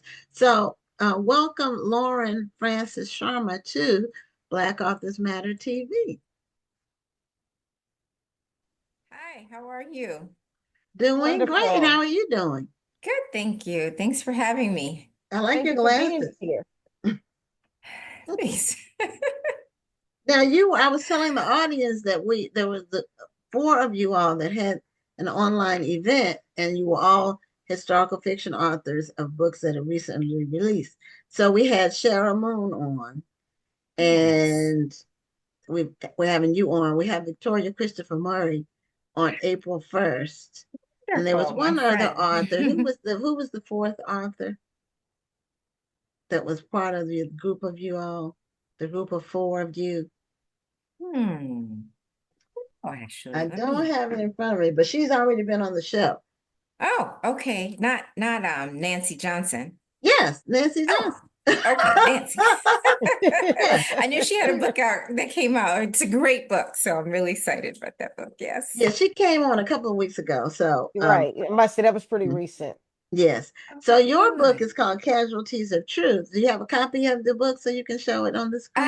Yeah, I do actually. Let's see. Right there. Okay, Casualties of Yes. Truth. And your storyline is a little bit different from usual because you take your story off American shores to tell a historical story. Yes, So, partially so. Hmm. yeah. So tell us what Casualties of Truth is about.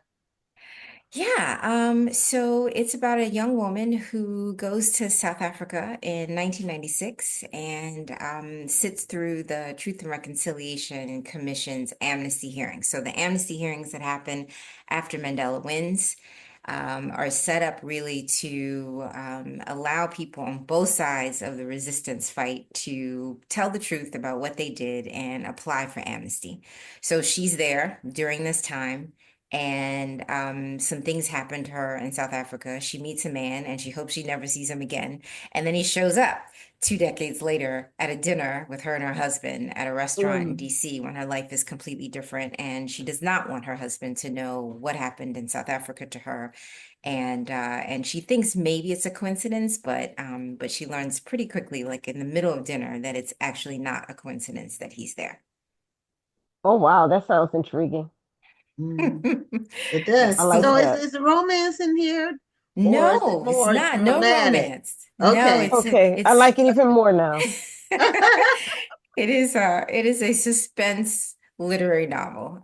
So I kind of I was a little afraid to call it suspense, but I think that the minute you open the book, you realize that you're probably going to get something very unexpected. So I think suspense is the right term, even though I know there are lots of mystery writers out there who have a particular idea about what a mystery book is. And this is not a mystery book, but it is suspenseful in many ways. Yeah. Okay. Now, this is not your first book? No, it's my third. Okay. And even though I've been probably thinking about this book the longest, because I was in South Africa in 1996, and I was not Mm-hmm. thinking about Oh, being a writer. I was an attorney, or I was a law student actually at the time. And I remember thinking to myself, this would make a really interesting story. And I've been sort of playing with that, but I don't think I had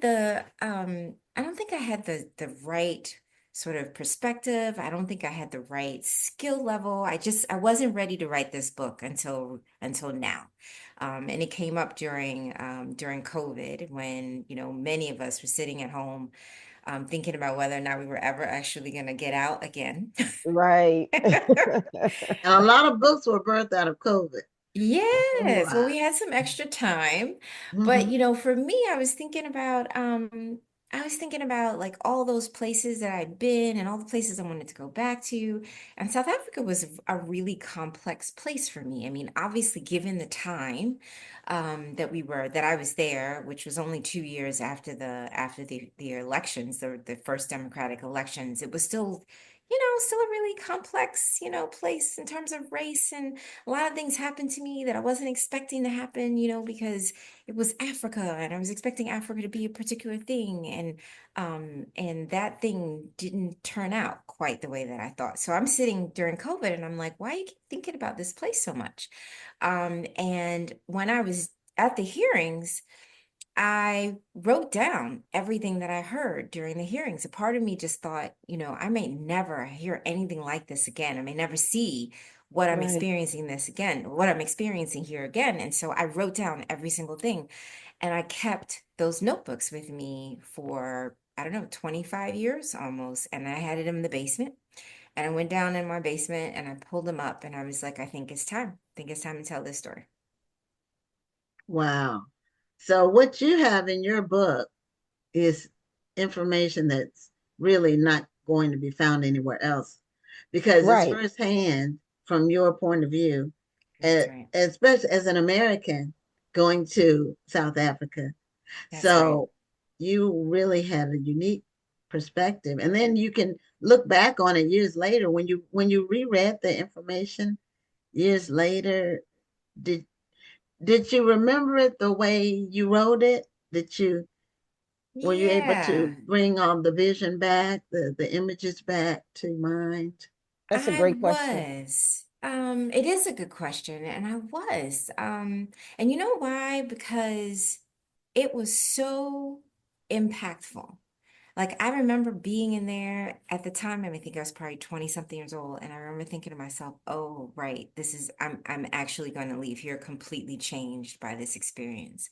One of the stories that I heard when I was there, I mean, before leaving the United States, I thought to myself that South Africa and apartheid was very similar to sort of our civil rights movement. And it was, right? I mean, there was, oppression and protests and jail and all that. But what I didn't understand was the machinery of the government, of the South African apartheid government, and how not only were they intent on sort of putting down the resistance, but they were willing to do anything and everything, including murdering women and children, and not just your leaders, but anyone who spoke out, even if you were handing out a pamphlet or at a school, like talking about the resistance, they were watching, they were coming after you. And so I learned a lot about sort of, what governments were willing and would be willing to do to suppress.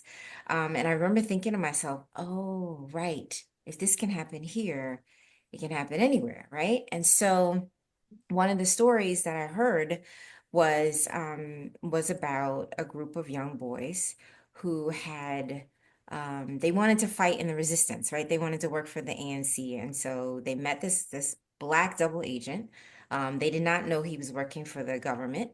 And he came along and he was like, "Hey, I'll take you to Mozambique and I will, have you be in an ANC cell and you'll learn how to shoot and you'll learn how to resist." And they were like, "Great." They didn't tell their parents. And they got on this bus one morning and they were taken to a safe house where they were poisoned and tortured and blown up on the bus, and the bus was thrown over a cliff. Oh my And I'm goodness. sitting there, yes, and it was all cleaned up, right? Like nobody knew. And I'm sitting there as a young 20-something-year-old woman, and I'm watching their parents, their mothers, learn for the first time what had happened to their children. And we were all just, I mean, it wasn't a dry eye in the place, right? We're doubled Yeah, over. It yeah. was just so much pain. So when you asked me if I remembered it, I remembered exactly everything that I felt, everything that I saw watching that. Could I remember all the other details outside of my feelings? Probably not perfectly, but I remember those moments, and I've been thinking and carrying those stories with me for all these years, and just so happened that I felt brave enough finally to put it down on paper. Wow. Now, when you finally were ready to put it all on paper, though, how did you know where to start? Because you have all of these thoughts swirling around your head, all of these things that you want to include. How do you organize yourself, and then how do you even get started? Yeah, it's a good question. I've actually been thinking about that a lot. I mean, because you're right. I had notepads with that looked like transcripts, right? So I wrote somebody's name, then I put a colon and I wrote what they said.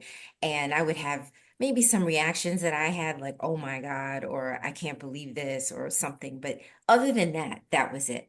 So I Mhm. knew that I wanted to have a character much like me, an American who kind of goes an outsider, sort of, a little naive and just expecting that she's going on an internship. She's going to learn a little bit about the new Constitution.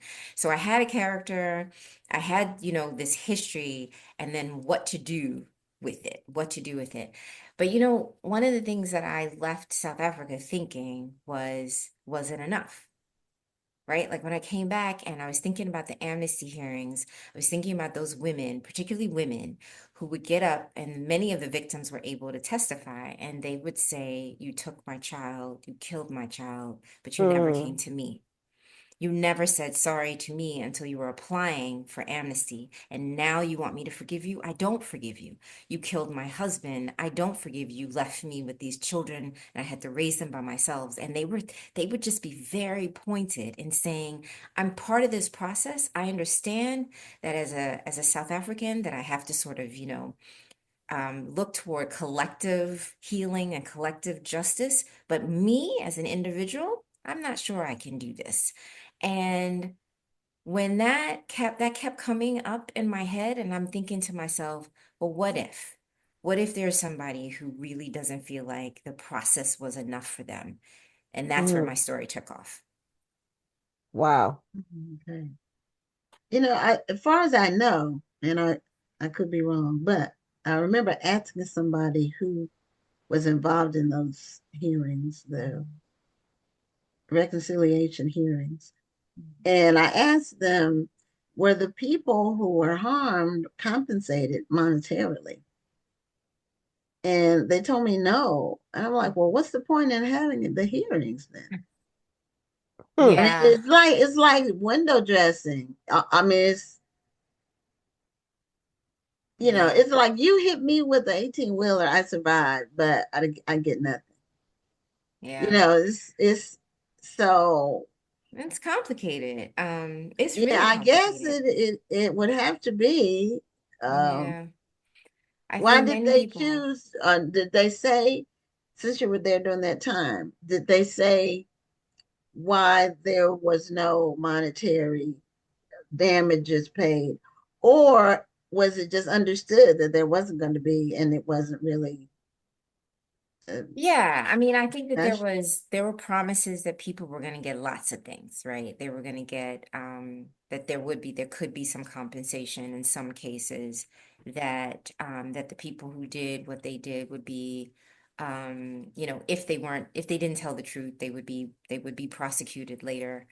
Many of those things just didn't happen. And it's a failing of the system. And there are many books that have been written about sort of what went wrong with the amnesty hearings. And, you can talk about sort of the economic, how the reconciliation process itself didn't give Black South Africans the economic power in the country. And so you could talk about that. You could talk about how, a system that's set up to prosecute people, they need evidence in a particular way. And if you tell people that they tell the truth, you can't use that evidence, but you have to find other evidence to prosecute them. And it was such a well run sort of killing machine that it was hard to prosecute people afterward. But most importantly, I think the idea was that we weren't going to be able to know everything that happened because everything was so suppressed in the country, right? Like, think about how little we knew as Americans about what was happening on the ground because they were keeping outside media out and they were controlling their media inside, right? And so Black people were telling the world, trying to scream like, you don't understand what's happening here. They're killing us, they're taking our children, they're kidnapping, they're murdering, they're torturing, blah blah blah blah, and nobody could hear. And so part of the hearings was really about bringing the truth to light finally. Oh, I'm not crazy. I know you took my child. I know you told me that she ran off with a boy and didn't want to be contacted, but in fact, you killed her. And this was the kind of thing that kept coming up over and over again. So in some respects, the hearings were necessary because people wanted to know the stories. They wanted to be heard, they wanted to be seen, and they wanted to be told the truth. And so it was very healing for a lot of people to finally understand what had happened as a whole, not just my individual thing, but what happened to the neighbor down the street. And I think that there was something really important about it. And more than that, though, for me, and by the way, I don't come on either side of this, but more than that, for me, I really think that Desmond Tutu and Nelson Mandela, with these stories, I think they were warning the world. Look at this. Look at what these people did. Look at what we can learn from what these people have done. And if there's anything that we can take from that right now in this country that we're living in, there's a lot a lot of things that are very similar in the way that our current administration is operating in the same way that the National Party began to operate in 1948 when they won that election. Wow. Now, you went there as a lawyer or you were in law school. So what led you to be in law school in Johannesburg? So I was a law student at the University of Michigan here, and we had a professor who was like, I think there's some really interesting things going on in South Africa. Anybody want to go? And I was like, I think I do. So it was like a semester abroad program. And so it was a great opportunity to be in a country where they were writing a new constitution, a constitution that like took our pretty decent constitution and made it so much better. I mean, South Africa has probably the best constitution in the world right now. It's the best living document for justice and equality. Whether it works the way that it's supposed to work is a question for us and a question for them. But on paper, it's a pretty darn good constitution. So, yeah. It's interesting that we're talking about South Africa because that country has recently been in the news as well.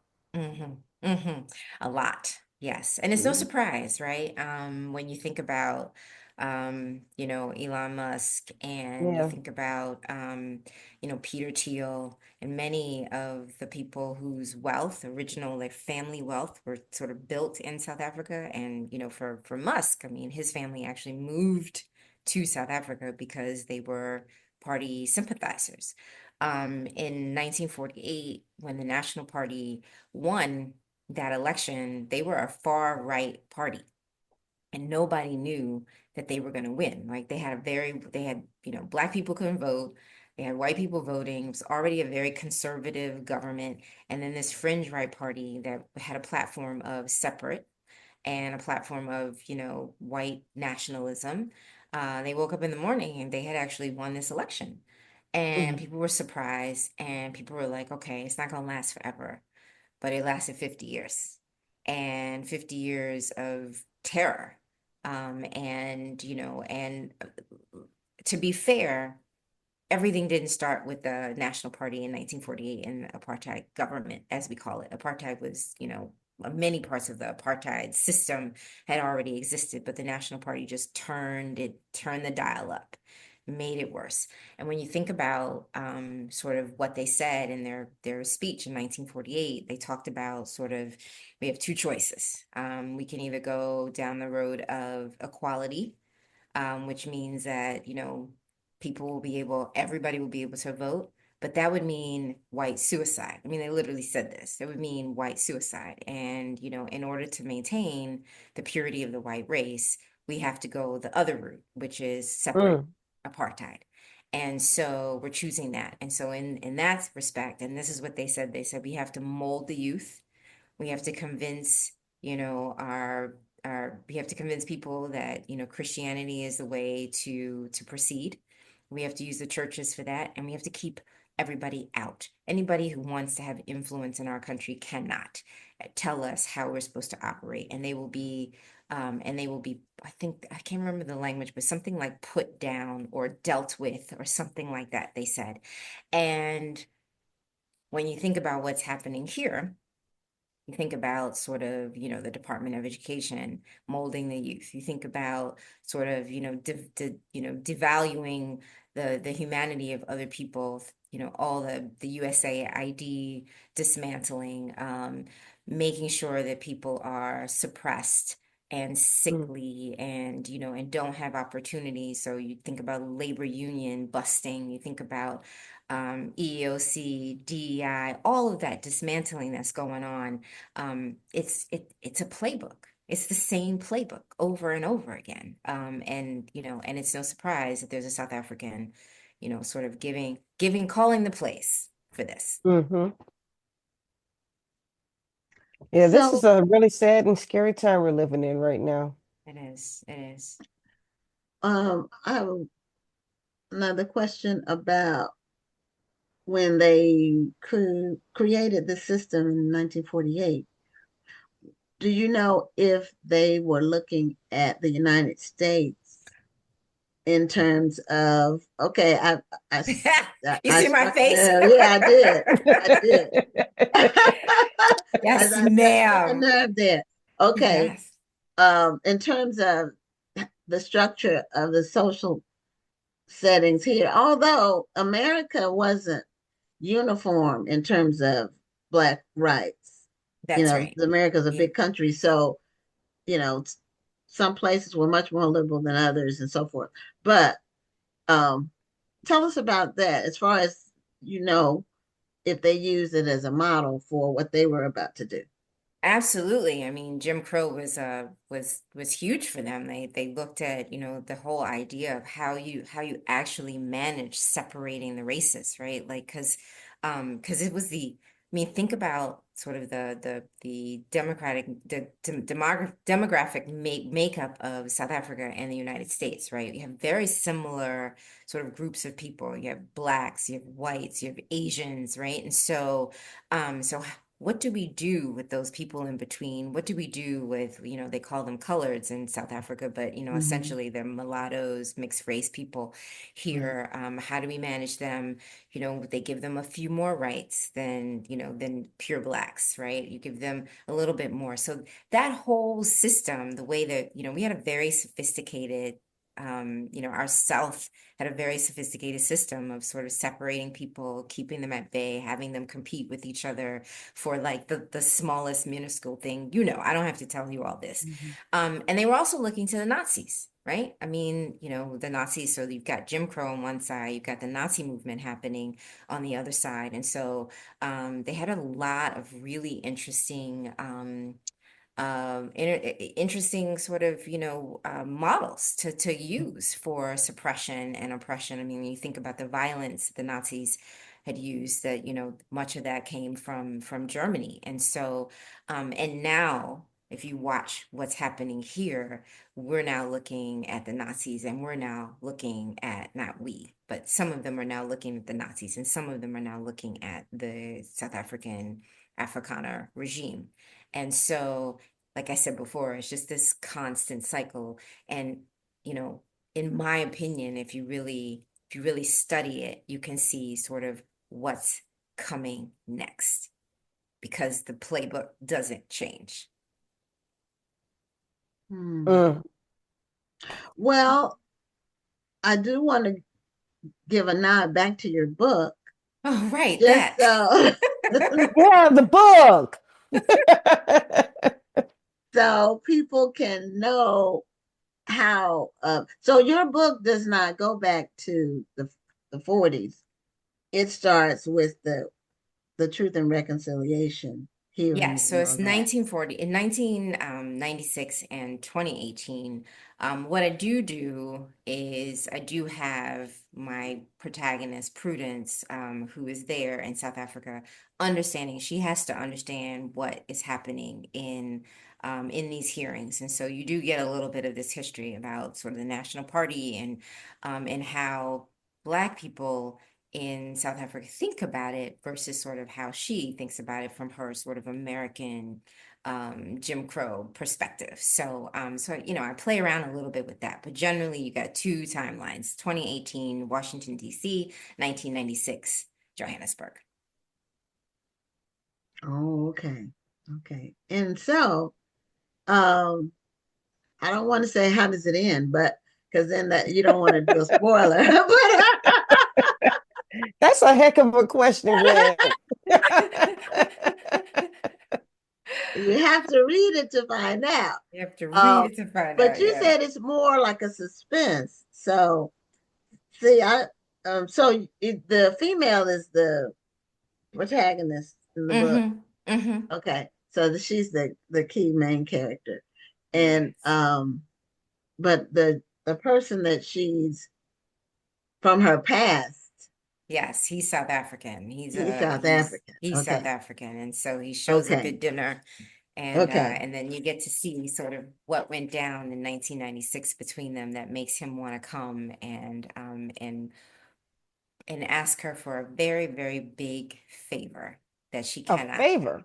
Oh. Uh-huh. Oh, Yeah, that she can't necessarily say no to because he's got some leverage.